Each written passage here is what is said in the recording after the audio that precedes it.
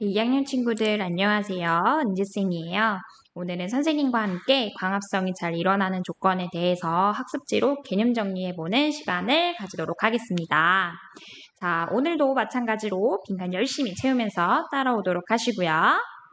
자, 그럼 바로 우리 수업 시작해보도록 할까요?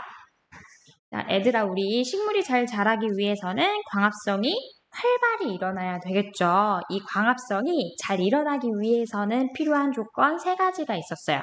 빛의 세기, 이산화탄소의 농도, 그리고 세 번째, 마지막 온도였는데요. 어떤 친구는 이런 질문을 할 수도 있을 것 같아요. 선생님, 광합성을 하기 위해서는 물과 이산화탄소라는 재료가 필요한데 왜 이 물은 광합성에 영향을 미치는 환경 요인에는 포함되지 않나요? 라고. 이거는 우리 식물은 뿌리를 통해서 물을 계속 흡수할 수 있고 또 이 세포에 물이 충분히 있기 때문에 이 물이 없어서 광합성을 못하는 경우는 거의 없어요. 뭐 사막과 같이 우리 그 물이 빼짝 말라서 식물이 잘 자랄 수 없는 그런 경우를 제외하고는 이 물 때문에 광합성을 못하는 경우는 거의 없기 때문에 광합성에 영향을 미치는 특별한 그 환경적인 요인에는 포함되지 않는다는 거. 자, 그럼 질문에 해결이 되셨나요? 네, 그럼 첫 번째, 우리 광합성에 영향을 미치는 환경 요인인 빛의 세기부터 보도록 하겠습니다. 자, 첫 번째, 빛의 세기입니다. 빛의 세기. 자, 빛의 세기가 세면 세질수록 광합성의 양은 증가하는 모습을 볼 수 있네요. 그런데 일정 빛의 세기 이상부터는 광합성의 양이 더 이상 증가하지 않고 일정하게 유지되는 모습을 볼 수 있어요. 이거는 광합성을 하는 이 엽록체의 수가 한정되어 있어서 우리 이 엽록체 안에 있는 엽록소가 빛을 흡수해서 광합성을 할 수 있다고 했죠. 그래서 이 엽록체가 일정한 빛을 다 흡수하고 나면은 그 이상부터는 더 이상 광합성이 이제 더 많이 일어나지 않기 때문에 일정 빛의 세기 이후부터는 광합성의 양은 유지가 된다는 거. 자, 두 번째, 빛의 세기와 마찬가지로 일정 이상부터는 광합성의 양이 증가하지 않는 그래프가 있었어요. 뭐였죠? 이산화탄소의 농도 그래프였는데요. 이산화탄소의 농도. 이산화탄소의 농도가 증가하면 증가할수록 광합성의 양은 증가해요. 근데 일정 이산화탄소의 농도 이상부터는 더 이상 증가하지 않고 유지되는 모습을 볼 수 있죠. 빛의 세기와 이산화탄소의 농도 둘 다 일정 특정 값 이상부터는 광합성이 더 이상 일어나지 않고 유지된다는 거 기억하시고요. 마지막 온도 그래프입니다. 자, 우리 식물이 잘 자라기 위해서는 너무 뜨겁거나 너무 추운 곳에서는 식물이 잘 자라기 어렵겠죠? 그래서 적당한 온도에서 식물이 잘 자랄 수 있고, 즉 그 말은 적정한 온도에서 광합성이 잘 일어난다 라고 볼 수 있는데요. 이 온도가 증가함에 따라서 광합성은 똑같이 점점 이렇게 증가하다가 일정 온도 이상부터는 어떻게 되는 그래프예요? 어떻게 되는 그래프죠? 광합성이 급격히 줄어드는 그래프를 볼 수 있어요. 이 이유는 잎에 들어있는 이 광합성을 하는 색소들인 이 효소가 온도가 너무 높으면 그 이상부터는 이 효소가 파괴되면서 광합성의 양이 줄어들게 되기 때문에 일정 온도 이상부터는 광합성이 급격하게 줄어들게 되는 겁니다.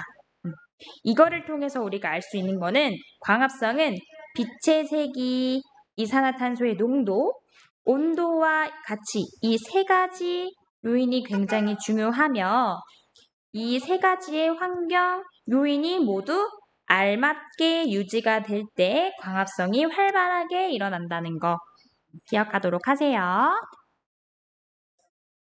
자, 그럼 우리 이제 지난 시간에 배운 광합성에 영향을 미치는 환경 요인을 알아보기 위한 이 실험 과정에 대해서 한번 문제를 풀어보도록 하겠습니다. 코르크 뚫개로 시금치 잎을 뚫어가지고 잎 조각 20개 정도를 만들어요. 그 다음에 주사기 안에다가 시금치 조각 6개랑 탄산수소 나트륨 수용액을 넣습니다. 이때 탄산수소 나트륨 수용액을 넣는 이유가 뭐였죠? 자, 얘들아, 물에 이산화탄소를 녹이면은 뭐가 된다고 했어요? 탄산이 된다고 했죠. 즉, 탄산수소 나트륨 수용액을 넣는다는 말은 누구를 주입시켰다는 소리야? 그치, 이산화탄소를 주입시켰다는 거예요. 이산화탄소를 왜 주입시키는데요? 광합성을 하기 위해서는 물과 이산화탄소가 필요하죠. 이 중요한 재료인 이산화탄소가 필요하기 때문에 탄산수소 나트륨 수용액을 넣는 거예요. 세 번째, 시금치 잎 조각이 모두 가라앉을 때까지 주사기에 피스톤을 당겨가지고 시금치 잎 조각 속에 들어있는 공기를 빼내요. 공기를 빼내. 그럼 이제 이 시금치들이 어떻게 되죠? 그쵸, 가라앉게 되죠. 이 가라앉은 시금치 조각 6개를 이제 탄산수소 나트륨 수용액에 담긴 비커에다가 넣고 비커 주변에 전등 3개를 설치한 다음에 이 중에서 전등 1개를 켜서 빛을 비춥니다. 그리고 시금치 잎 조각이 떠오르는데 걸리는 시간을 잎 조각 3개까지 조각 3개까지 이렇게 떠오를 때 걸리는 시간을 측정해서 표에 기록합니다. 그 다음에 이제 전등 1개를 킨 거를 1개씩 늘려가면서 전등 총 3개까지 켜지도록 이 과정을 반복하고 평균 시간을 계산해서 표에 기록하도록 한대요. 자, 그럼 문제 볼게요. 이 탄산수소 나트륨 수용액을 시금치 잎 조각과 함께 넣는 것은 왜? 시금치 이 잎 조각이 광합성을 하는데 필요한 누구를 공급하기 위해서라고 했어? 그쵸? 이산화탄소를 공급하기 위해서라고 했죠? 이산화탄소. 자, 이제 이 실험에 대해서 올바른 설명인지 옳지 않은 설명인지 보도록 할게요. 전등이 켜진 개수는 온도를 조절하기 위한 것이었을까요? 땡. 이 전등에 따라서 변하는 것은 빛의 색이에요. 빛의 색이. 빛의 세기를 조절할 수 있는 거는 첫 번째, 전등의 개수가 되겠고요. 두 번째, 또는 전등을 얘들아 가깝게 하면 할수록 어떻게 되겠어요? 빛의 세기는 커지겠죠. 전등의 거리. 이 2가지 요인이 빛의 세기에 영향을 미치는 요인이 될 거예요. 근데 이 전등으로 인해서 이 비커 안에 있는 이 온도 자체가 변하기에는 어려움이 있기 때문에 온도를 조절하는 것이 아니라 빛의 세기를 조절하기 위한 것이라는 거. 2번, 시금치 잎 조각이 담긴 비커에서 각 전등 사이의 거리는 모두 같아야 되겠죠. 왜? 거리에 따라서 뭐가 달라지기 때문에 빛의 세기가 달라지기 때문에 거리는 모두 똑같아야 합니다. 3번, 시금치 잎 조각이 떠오르는 것은 광합성으로 누가 발생해? 산소가 발생하기 때문이죠. 이산화탄소는 재료예요. 4번, 전등이 켜진 개수가 많을수록 빛의 세기는 커지고 또는 전등의 거리가 가까워지면 가까워질수록 빛의 세기는 커지게 되겠죠. 그럼 전등이 켜진 개수가 많을수록 빛의 세기는 커질 테니까 광합성이 활발하게 일어나서 산소가 더 많이 발생이 될 테고, 그러면 산소가 많이 발생돼서 이 시금치 잎 조각이 떠오르는데 걸리는 시간은 짧아지겠죠. 동그라미. 여러분들 보기 쉽게 하기 위해서 선생님이 다시 예쁘게 써줄게요.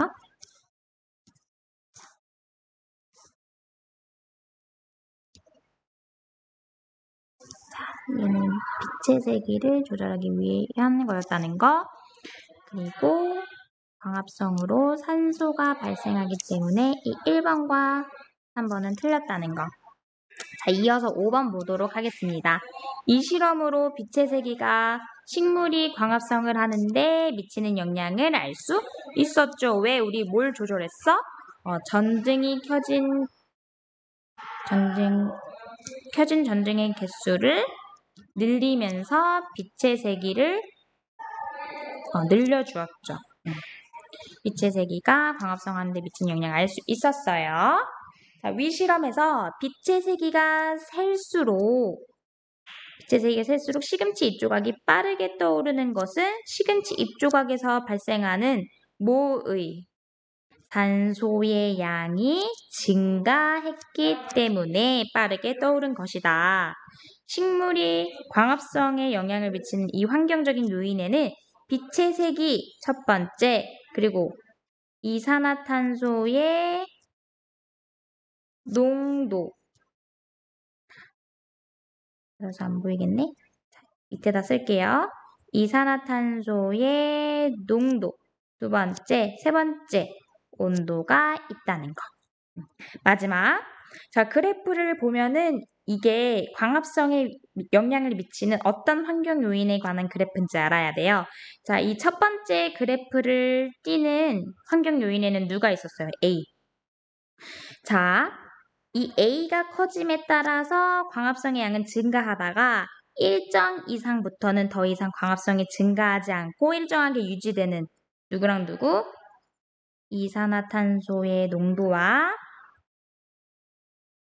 빛의 색이었죠. 두 번째 그래프는요. 자, 온도가 높으면 높을수록 광합성의 양은 똑같이 증가하다가 일정 온도 이상부터는 급격하게 광합성 양이 감소하는 그래프를 보인 이 온도 그래프였습니다. 자, 이어서 갈게요.